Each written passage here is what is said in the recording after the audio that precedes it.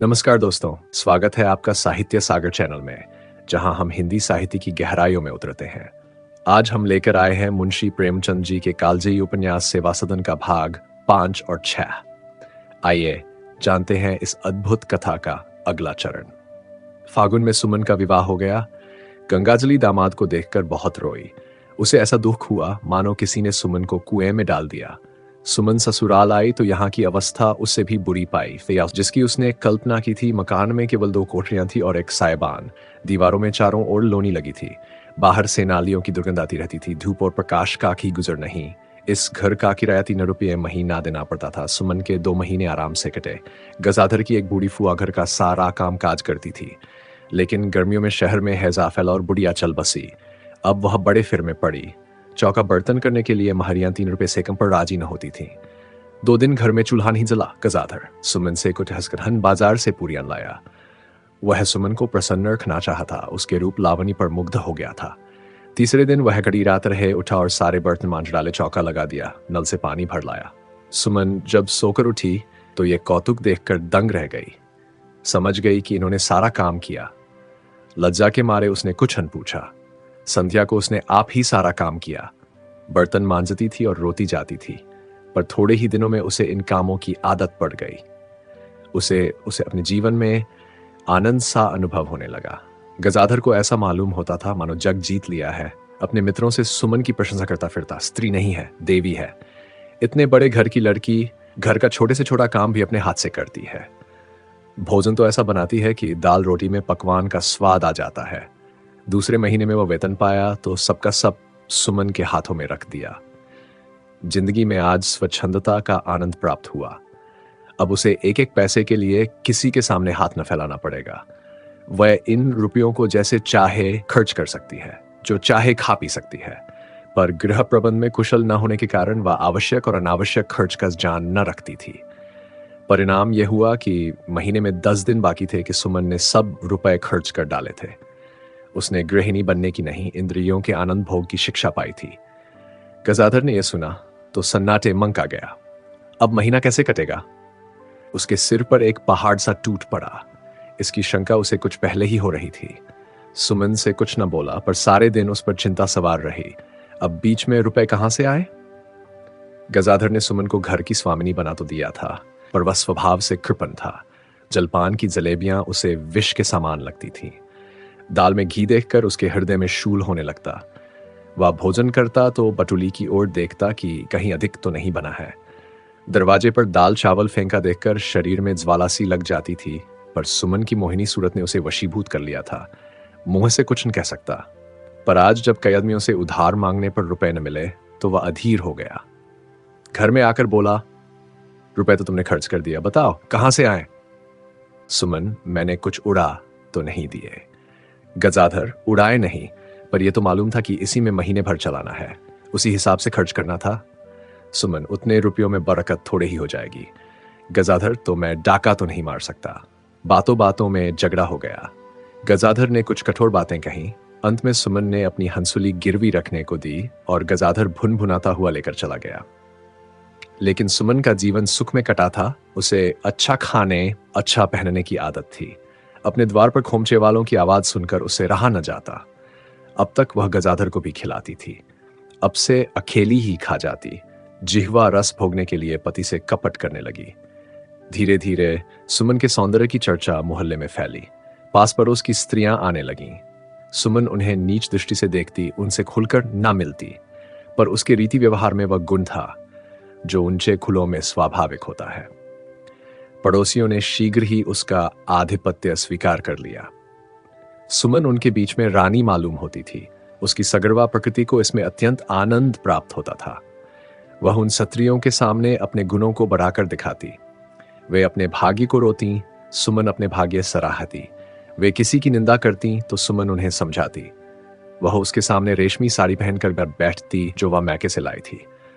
रेशमी जाकट खूंटी पर लटका दी। उन पर इस प्रदर्शन का प्रभाव सुमन की बातचीत से कहीं अधिक होता था। वे आभूषण के विषय में उसकी सम्मति को बड़ा महत्व देती। नए गहने बनवाती तो सुमन से सलाह लेती, साड़ियां लेती तो पहले सुमन को अवश्य दिखा लेती। सुमन गौर से उन्हें निष्काम भाव से सलाह देती, पर उससे मन में बड़ा दुख होता। वह सोचती, ये सब नए नए गहने बनवाती है, नए नए कपड़े लेती है, और यहाँ रोटियों के लाले हैं। क्या संसार में मैं ही सबसे अभागिन हूं? उसने अपने घर यही सीखा था कि मनुष्य को जीवन में सुख भोग करना चाहिए। उसने कभी वह धर्म चर्चा न सुनी थी, वह धर्म शिक्षा न पाई थी जो मन में संतोष का बीजारोपण करती है। उसका हृदय असंतोष से व्याकुल रहने लगा। गजाधर इन दिनों बड़ी मेहनत करता। कारखाने से लौटते ही एक दूसरी दुकान पर हिसाब किताब लिखने चला जाता था। वहां से 8 बजे रात को लौटता। इस काम के लिए उसे 5 रुपए और मिलते थे, पर उसे अपनी आर्थिक दशा में कोई अंतर दिखाई देता था। उसकी सारी कमाई खाने पीने में उड़ जाती थी। उसका संचयशील हृदय इस खापी बराबर ब्राउन फ्राइज दशा से बहुत दुखी रहता था। उस पर सुमन उसके सामने अपने फूटे कर्म का रोना रो रोकर उसे और भी हताश कर देती थी। उसे स्पष्ट दिखाई देता था कि सुमन का हृदय मेरी ओर से शिथिल होता जाता है। उसे यह न मालूम था कि सुमन मेरी प्रेम रसपूर्ण बातों से मिठाई के दोनों को अधिक आनंदप्रद समझती है। अतएव वह अपने प्रेम और परिश्रम से फल न पाकर उसे अपने शासनाधिकार से प्राप्त करने की चेष्टा करने लगा।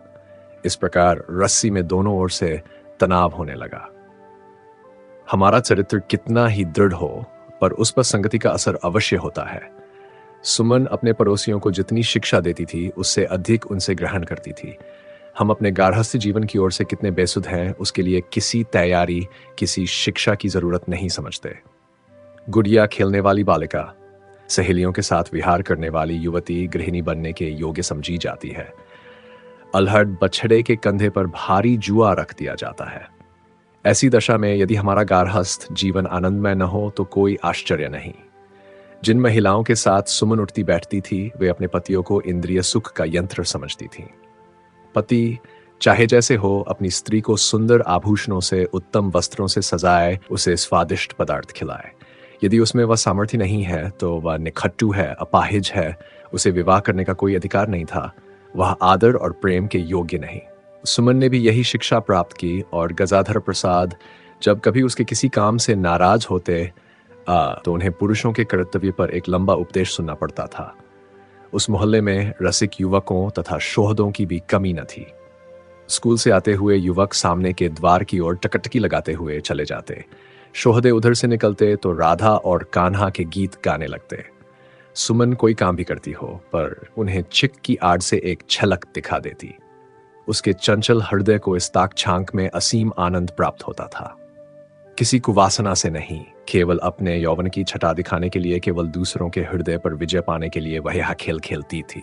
सुमन के घर के सामने भोली नाम की एक वेश्या कामकान था। भोली ने तने श्रृंगार कर अपने कोठे के छज्जे पर बैठती। पहराता तक उसके कमरे से मधुर गान की। कभी कभी वह फिटन पर हवा खाने जाया करती, कभी कभी वह फिटन पर हवा खाया करती। सुमन उसे घृणा की दृष्टि से देखती थी। सुमन ने सुनर कहा था कि वेश्या अत्यंत दुष्चरित्र और उल्टा होती है। वह अपने कौशल से इन युवकों को अपने मायाजाल में फंसा लिया करती है। कोई भला मानुस उनसे बातचीत नहीं करता, केवल शोहदे रात को छिपकर उनके यहाँ जाया करते हैं। भोली ने कई बार उसे चिक्की की आड़ में खड़े देखकर इशारे से बुलाया था, पर सुमन उससे बोलने में अपना अपमान समझती। वह अपने को उससे बहुत श्रेष्ठ समझती थी। मैं दरिद्र सही, दीन सही, पर अपनी मर्यादा पर दृढ़ हूं। किसी भले मानुष के घर में मेरी रोक तो नहीं, कोई मुझे नीच तो नहीं समझता। वह कितना ही भोग विलास करे, पर उसका कहीं आदर तो नहीं होता। बस अपने कोठे पर बैठी अपनी निर्लज्जता और अधर्म का फल भोगा करे। लेकिन सुमन को शीघ्र ही मालूम हुआ कि मैं इसे जितना नीच समझती हूँ, उससे भाकिंग आषाढ़ के दिन थे। गर्मी के मारे सुमन का दम फूल रहा था। संध्या को उससे किसी तरह नढ़ा गया। उसने चिक उठा दी और द्वार पर बैठी पंखा चल रही थी। देखती क्या है कि भोली बाई के दरवाजे पर किसी उत्सव की तैयारियां हो रही हैं। भिश्ती पानी कर आंगन में एक शामियाना नाताना रहा था और उसे सजाने के लिए बहुत से फूल पत्ते रखे हुए थे। शीशे के सामान ठेलों पर लदे चले आते थे। फर्श बिछाया जा रहा था। 20 आदमी इधर से उधर दौड़ते फिरते थे। इतने में भोली की निगाह उस घर पर गई। सुमन के समीप आकर बोली, आज मेरे यहाँ मौलूद है, देखना चाहो तो पर्दा करा दूं? सुमन ने बेपरवाही से कहा, मैं यहीं बैठे बैठे देख लूंगी। भोली, देख तो लोगी पर सुन न सकोगी। हर्ज क्या है, ऊपर पर्दा करा दूं? सुमन, मुझे सुनने की उतनी इच्छा नहीं है। भोली ने उसकी ओर एक करुणा सूचक दृष्टि से देखा और मन में कहा, यह गंवारिन अपने मन में न जाने क्या समझे बैठी है। अच्छा, आज तू देख ले कि मैं कौन हूं। वह बिना कुछ कहे चली गई। रात हो रही थी। सुमन को चूल्हे के सामने जाने का जी न चाहता था। बदन में यूं ही आग लगी हुई है। आंच कैसे सही जाएगी, पर सोच विचार कर उठी। चूल्हा जलाया, खिचड़ी डाली और फिर आकर वहां तमाशा देखने लगी। 8 बजते बजते शामियाना गैस के प्रकाश से जगमगा उठा। फूल पत्तों की सजावट उसकी शोभा को और भी बढ़ा रही थी। चारों ओर से दर्शक आने लगे। कोई बाइसिकल पर आता था, कोई टमटम पर, कोई पैदल। थोड़ी देर में 2-3 फिटनें भी आ पहुंची और उनमें से कई बाबू लोग उतर पड़े। 1 घंटे में सारा आंगन भर गया। कई 100 मनुष्यों का जमाव हो गया। फिर मौलाना साहब की सवारी आई। उनके चेहरे से प्रतिभा झलक रही थी। वह सजे हुए सिंहासन पर मसंद लगाकर बैठ गए और मौलूद होने लगा। कई आदमी मेहमानों का स्वागत सत्कार कर रहे थे। कोई गुलाब छिड़क रहा था, कोई खसदान पेश करता था। सभ्य पुरुषों का ऐसा समूह सुमन ने कभी न देखा था। 9 बजे गजाधर प्रसाद आए। सुमन ने उन्हें भोजन कराया। भोजन करके गजाधर भी जाकर उसी मंडली में बैठे। सुमन को तो खाने की भी सुध न रही। 12 बजे रात तक वह वहीं बैठी रही, यहां तक कि मौलूद समाप्त हो गया। फिर मिठाई बंटी और 12 बजे सभा विसर्जित हुई। गजाधर घर में आए तो सुमन ने कहा, ये सब कौन लोग बैठे हुए थे? गजाधर, मैं सबको पहचानता थोड़े ही हूं, पर भले बुरे सभी थे। शहर के कई रईस भी थे। सुमन, क्या ये लोग वेश्या के घर आने में अपना अपमान नहीं समझते? गजाधर, अपमान समझते तो आते ही क्यों? सुमन, तुम्हें तो वहां जाते हुए संकोच हुआ होगा। गजाधर, जब इतने भले मानुष बैठे हुए थे तो मुझे क्यों संकोच होने लगा? वह सेठ जी भी आए हुए थे, जिनके यहां मैं शाम को काम करने जाया करता हूं। सुमन ने विचारपूर्ण भाव से कहा, मैं समझती थी कि वेश्याओं को लोग बड़ी घृणा की दृष्टि से देखते हैं। गजाधर, हां, ऐसे मनुष्य भी हैं, गिने गिनाए, पर अंग्रेजी शिक्षा ने लोगों को उदार बना दिया है। वेश्याओं का अब उतना तिरस्कार नहीं किया जाता। फिर भोलीबाई का शहर में बड़ा मान है। आकाश में बादल छा रहे थे, हवा बंद थी, एक पत्ती भी नहीं हिलती थी। गजाधर प्रसाद दिन भर के थके हुए थे। चारपाई पर जाते ही निद्रा में निमग्न हो गए, पर सुमन को बहुत देर तक नींद न आई।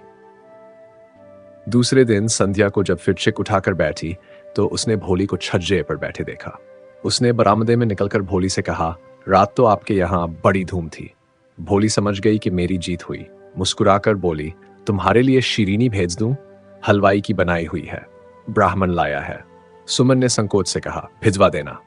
अगर यह प्रस्तुति आपको पसंद आई हो तो लाइक जरूर करें, अपनी प्रतिक्रिया कमेंट में दें और साहित्य सागर चैनल को सब्सक्राइब करके हमारे साहित्यिक सफर का हिस्सा बने।